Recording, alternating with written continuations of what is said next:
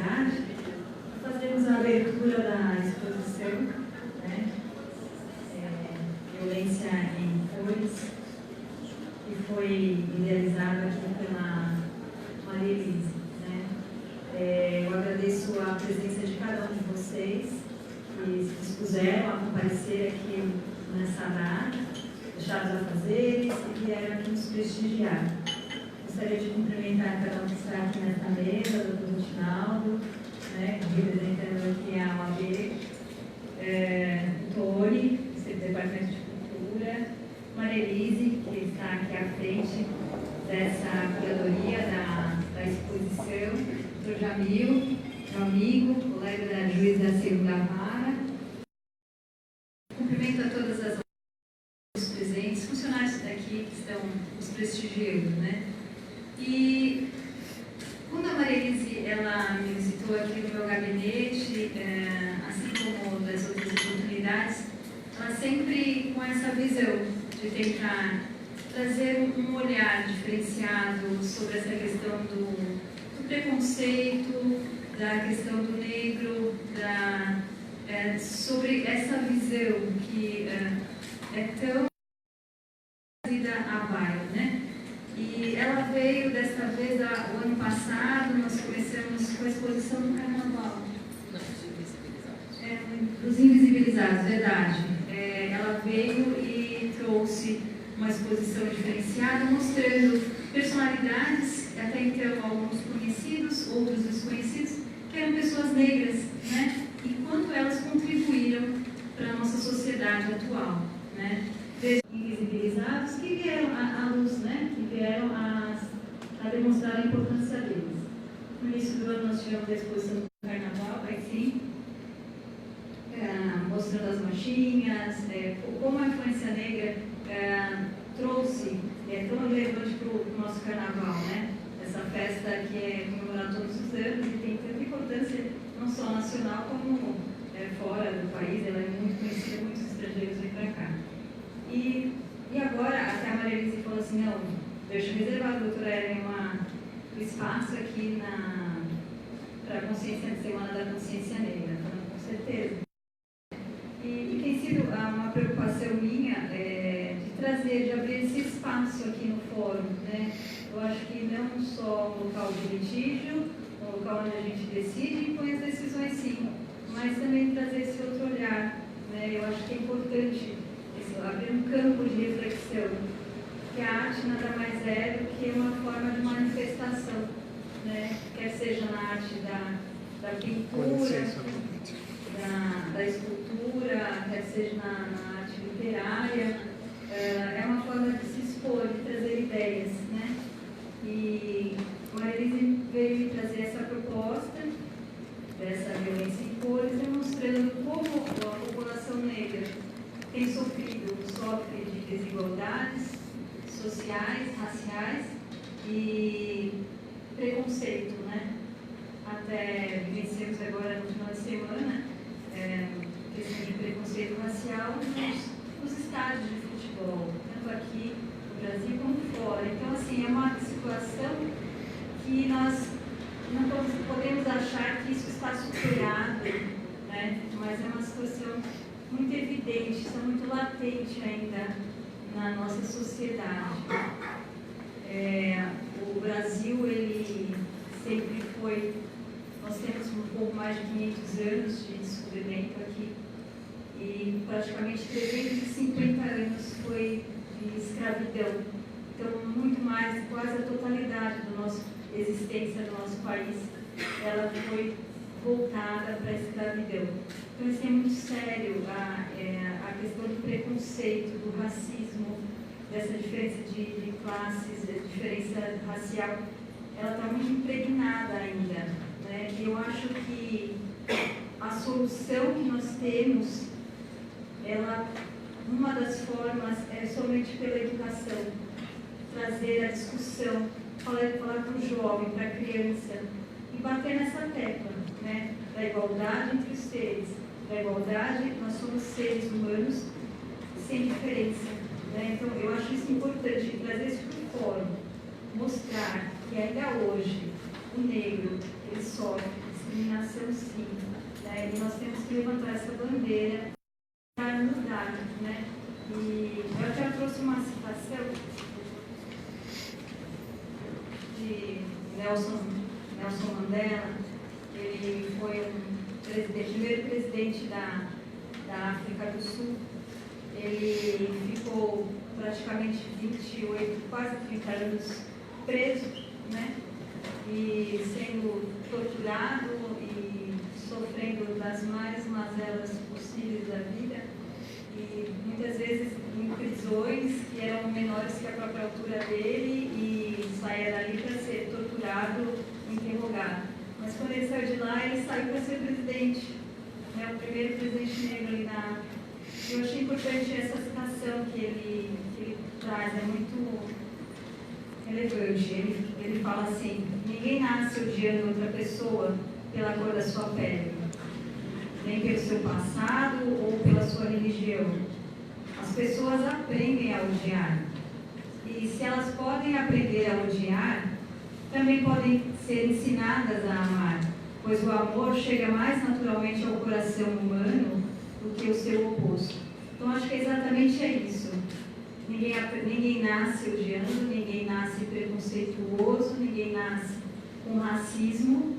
Isso ele é aprendido, isso é passado de geração. Então, da mesma forma que é o aprendizado do ódio, desse discurso de ódio, nós podemos fazer o discurso do amor, de entender o próximo, de poder da tolerância, né?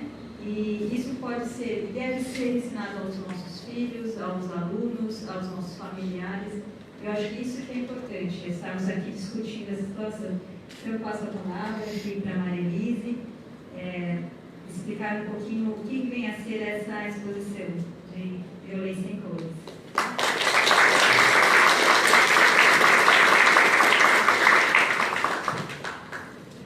Boa tarde a todos e todas.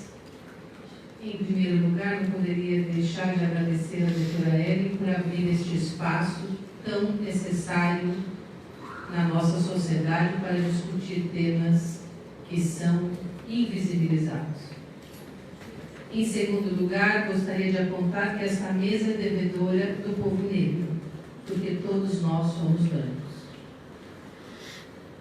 Tentei de muitas formas trazer companheiros e companheiras, não estou falando aqui como lulista, mas como uma pessoa que luta pelos direitos das minorias, que fossem negros e negras. Mas eles ainda não confiam com toda a razão. Nós os massacramos. E somos devedores de criar espaços de debates, para que as pessoas passem a entender que a nossa sociedade tem sim lugar para todos e todas. O racismo, ele não é algo tão inocente e periférico como a nossa sociedade tenta passar. O racismo é uma doença social.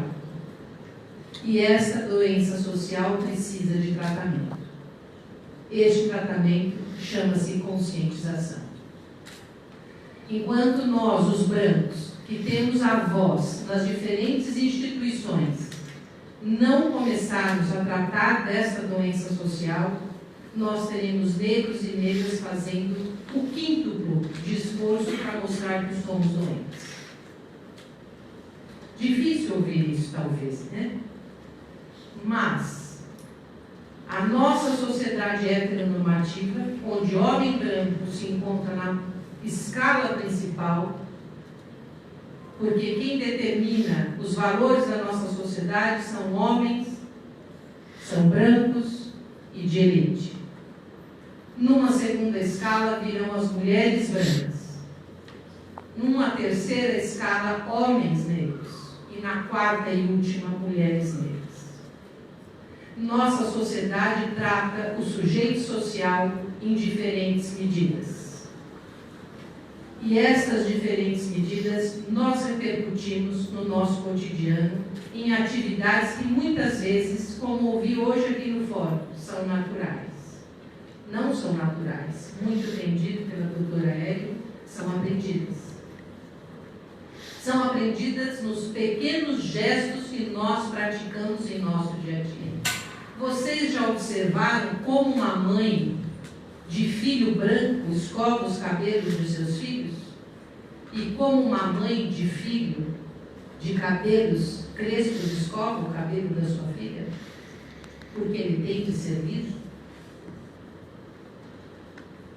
Porque nas escolas dizem que um cabelo como aquele não pode estar dentro do espaço educacional? São coisas tão pequenas, mas que constroem coisas enormes para o futuro. Eu trouxe algumas frases. Eu gostaria que vocês lessem, que eu colhi com pessoas, não fui eu quem as falei. Por gentileza.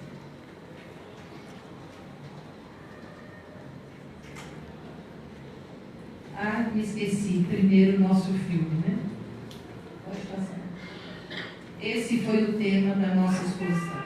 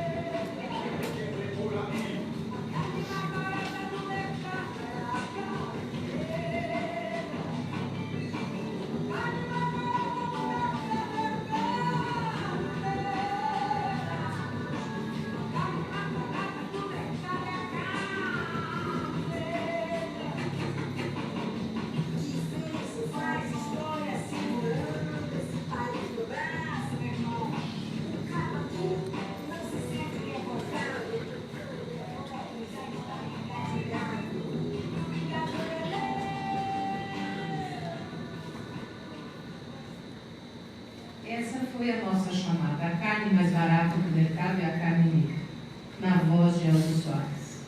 Ela é a carne mais barata no mercado de trabalho, porque ganham menos.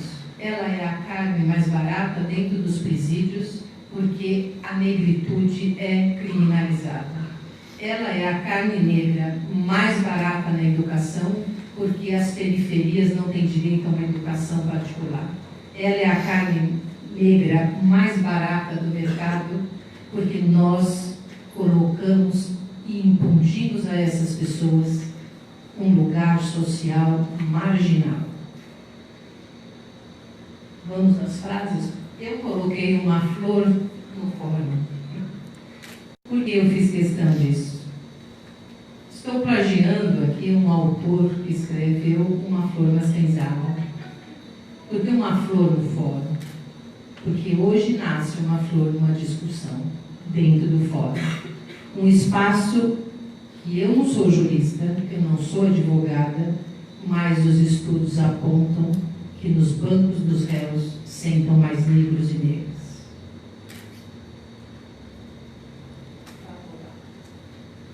Este é o símbolo máximo do racismo no campo de futebol, entre as pessoas dentro das escolas e nas ruas. E as frases que são repercutidas. Você é negra, mas é bonita. Quem diz para uma mulher branca, você é branca, mas é bonita? A gente fala para uma mulher branca, você é bonita. Então isso não é inocente nem elogioso. Isso é depreciativo. Cala a boca, urubu. Eu nunca vi ninguém dizer para ninguém: cala a boca, cisne branco. Isso só pode ser serviço de preto mesmo.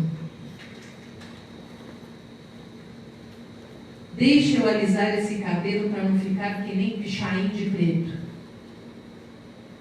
Quer ter cabelo de neguinha? Fica sem pentear então. Preto sujo, negro de alma. Só podia ser preto mesmo. Não sou tua negra, negra de traços finos. Até então tenho amigo negro, Ah, mas você não é tão negro. Você é negro, mas é bonito. Você não é tão negro. A mulatização da nossa sociedade, porque quanto mais distante eu estou do perfil do negro, mais próximo eu estou do perfil do branco. Então, ser mulato na nossa sociedade é um plus racial. São os laivos da eugenia do século XIX. Precisamos tornar a sociedade cada dia mais branca. Esse processo eugênico foi construído socialmente, politicamente e economicamente. Nos idos de 1900, os negros não foram libertados porque a princesa Isabel assinou um decreto. Novos estudos apontam muito pelo contrário. Os negros foram libertados porque eram muitas bocas para os senhores brancos sustentarem. Eles foram jogados à margem da sociedade. E neste período foram chamados brancos para o Brasil, para que a nossa sociedade deixasse a animalização. Depois vem Lombroso, no processo penal, que prova que o negro tem tendência ao crime. Depois dele vem Nina Rodrigues e assina embaixo de Lombroso, dizendo que ou é histeria, ou é loucura, ou é criminalidade. E nós ainda respiramos o século XIX, sem questionamentos. Reproduzimos as coisas da sociedade como elas fossem inocentes. Só para encerrar, porque o nosso período é curto, eu gosto de deixar reflexões. Não tem a última que faz caridade, porque existe gente que produz miserável. E se você não produzisse miserável, as pessoas se sustentariam por si só. Então, eu não estou fazendo caridade aqui.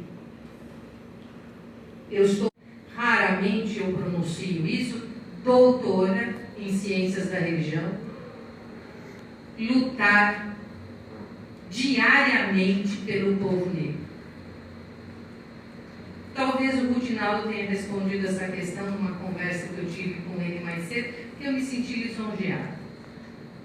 Ele falou, você é boa. Eu falei, não sou boa, eu sou egoísta, eu sou mãe de santo.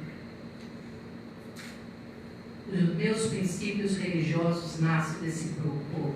Eu sou devedora deles. Eu luto, porque eu estou lutando por mim. E agradeço a vocês, agradeço também aos alunos da FAICA, que se deslocaram hoje das suas salas de aulas, professor e diretor da FAICA que estão aqui presentes, porque é ali, como disse a doutora Ellen, que a gente muda, é na educação. Agradeço meus parceiros, o fórum e amigos de alguma forma não estão fisicamente, como o Rutinaldo e o doutor Jamil, mas também amigos que não estão presentes, que eu gostaria de citar, que é a Camila, da Universidade Federal do ABC, e o professor Reginaldo Candi, que gentilmente cederam textos para o livro que será lançado. Infelizmente ou felizmente, os meus brancos contribuíram, e eu espero o ano que vem contar com pessoas negras, todas elas que quiserem, porque esse espaço não é meu, eu o ocupo, porque ainda não conseguimos essas adesões aqui, mas vamos conseguir. Muito obrigada.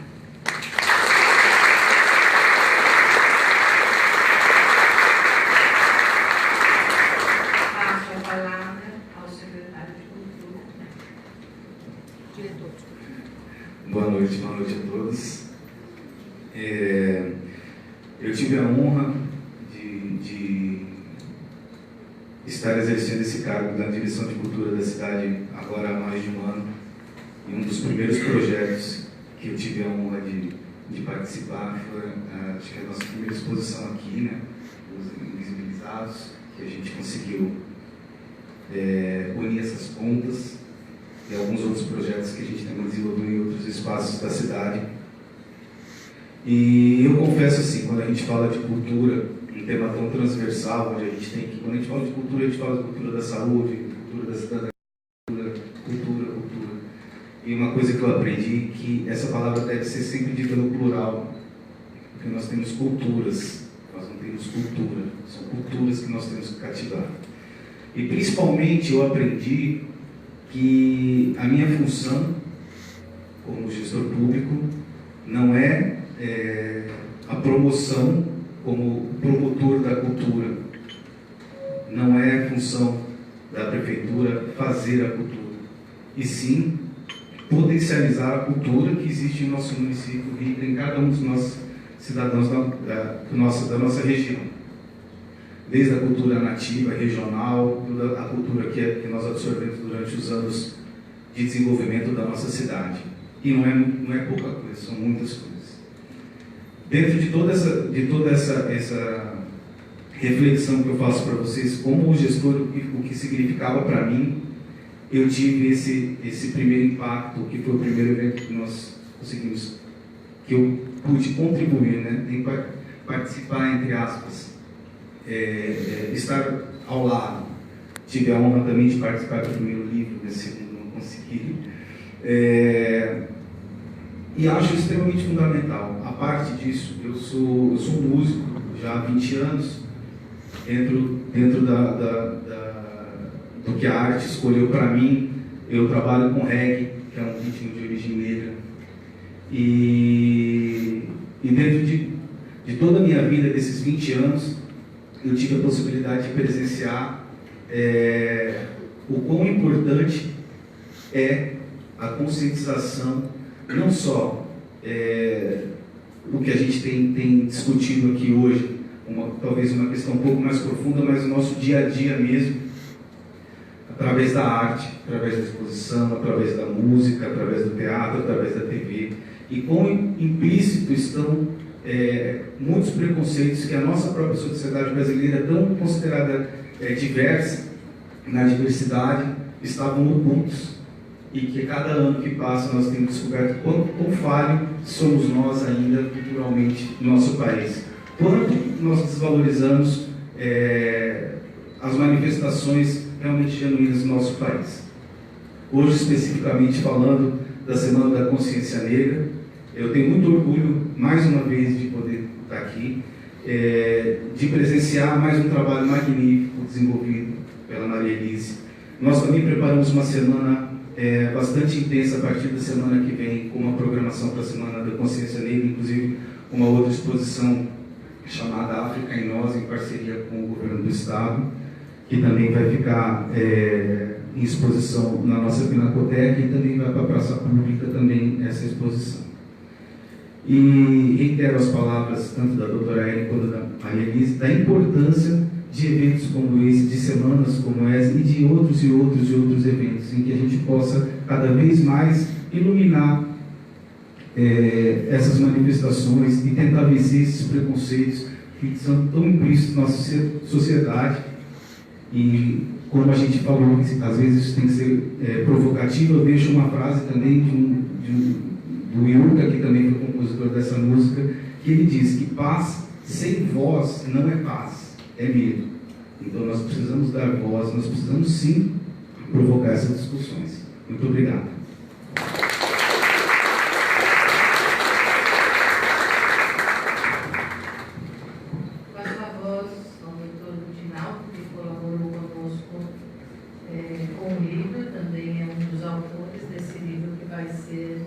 Lançado dia 20. Bom, primeiro de tudo, boa noite a todas, boa noite a todos. Eu quero aqui cumprimentar de forma bastante carinhosa a professora doutora Maria Elise, que é idealizadora aí desse projeto, em parceria com a doutora Ellen, aqui reservarei no final um cumprimento especial. Então, querida amiga, muito obrigado grato pelo convite que você me fez. Eu estou profundamente honrado de participar deste projeto que tem uma extraordinária relevância social. Quero cumprimentar aqui também Tony Chin, nosso diretor de cultura, e na sua pessoa, enfim, todos os poderes executivos que aqui se encontram. Quero também fazer uma referência à Academia Itanhaense de Letras, aqui representada pela querida Beth Watanabe. Cumprimentar o professor Toninho também, que está aqui, carinhosamente. Cumprimentar todos os servidores do Poder Judiciário que aqui se encontram, todas as senhoras, todos os senhores, mas cumprimentar do fórum, celebrando, né, o início de uma exposição socialmente tão valiosa como esta, é algo especialmente importante pela mensagem política do Poder Judiciário em relação à efetividade dos valores constitucionais de solidariedade, de fraternidade, enfim, de proteção aos direitos humanos. Nessa medida, doutora Ana, eu quero carinhosamente, repito, abraçar a Vossa Excelência e dizer que eu estou profundamente feliz e, como jurisdicionado, orgulhoso de poder participar de uma iniciativa tão importante como esta, aliás, a exemplo de tantas outras que a senhora tem encabeçado. E também faço questão de registrar que esse trabalho é um trabalho que também demonstra um pouco daquilo que nós vivenciamos no cotidiano no Fórum de Itanhaém, que é a humanização. Então, os valores de humanidade estão presentes no Fórum de Itanhaém. E, nessa medida, a evidência que isso é o reflexo daquilo que os juízes têm realizado no cotidiano da sua relevante atividade jurisdicional. Então, sintam-se todos, repito mais uma vez, carinhosamente abraçados, e faço na pessoa de Vossa Excelência. Dito isto, minhas amigas, meus amigos, a minha palavra é breve. O que eu quero dizer, fui convidado, como já disse a minha querida amiga Maria Elise, para participar desse projeto, é exemplo do projeto que nós tivemos no ano passado, que foi Os Invisibilizados, que também resultou num livro.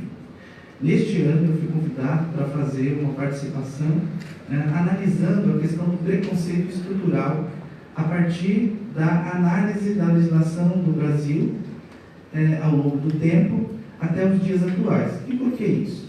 Porque essa questão do preconceito, ao contrário do que muitas vezes nós somos levados a imaginar em função daquilo que o senso comum nos faz reproduzir sem uma reflexão aprofundada, não se trata de algo que esteja definitivamente resolvido no Brasil ou que a meritocracia seria por si só a solução a essa questão.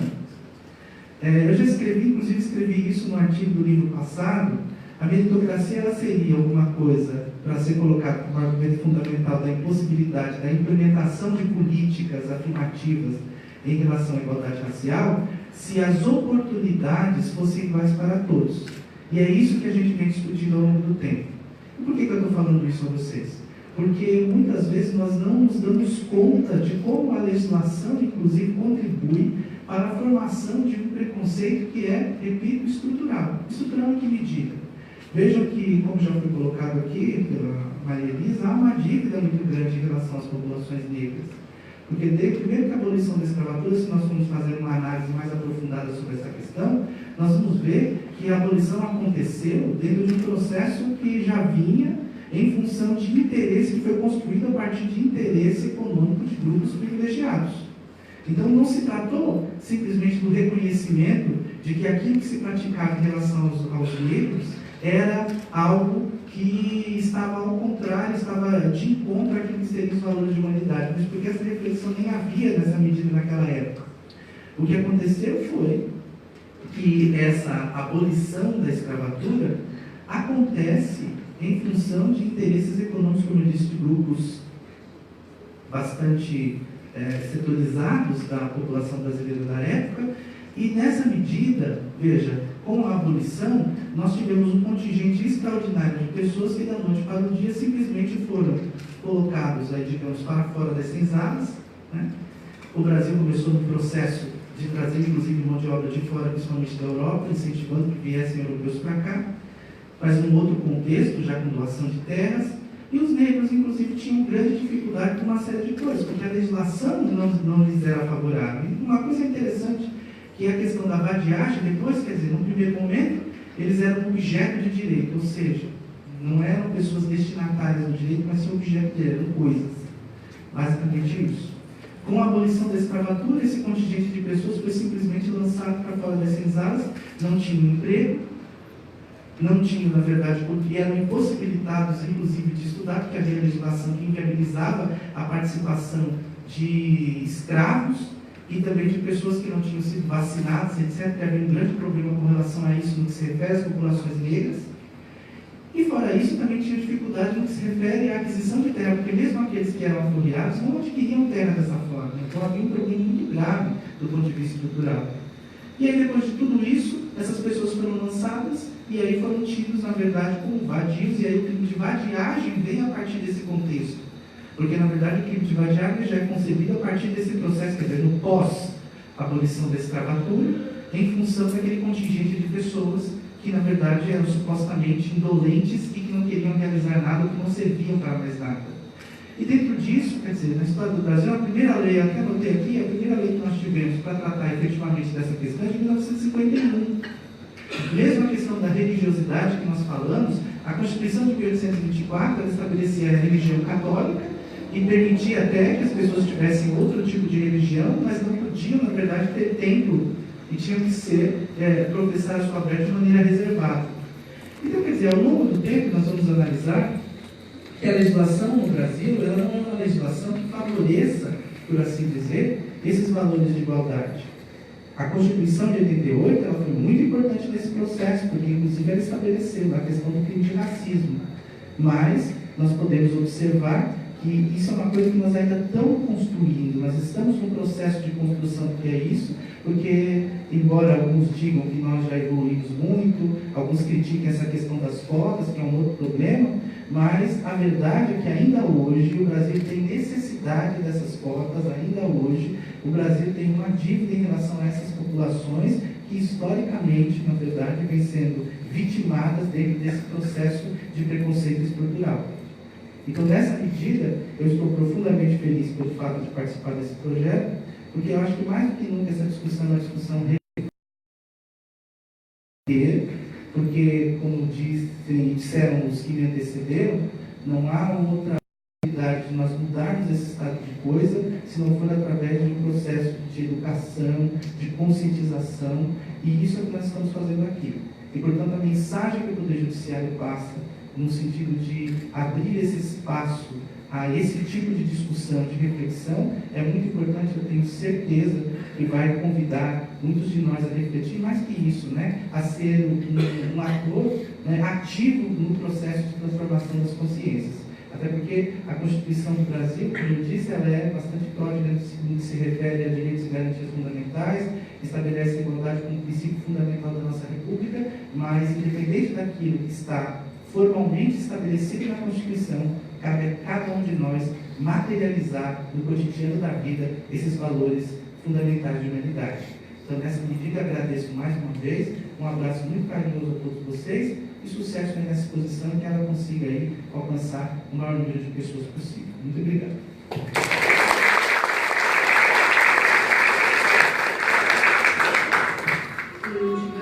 A flor que nasceu nesse fórum é a doutora Ellen, porque ela fez com que esses ares entrassem no fórum de Itanhaém e humanizassem essas relações.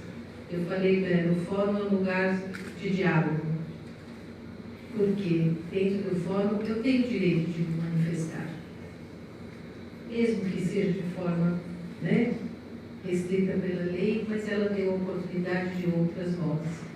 Por isso eu agradeço pela flor que nasceu no fórum.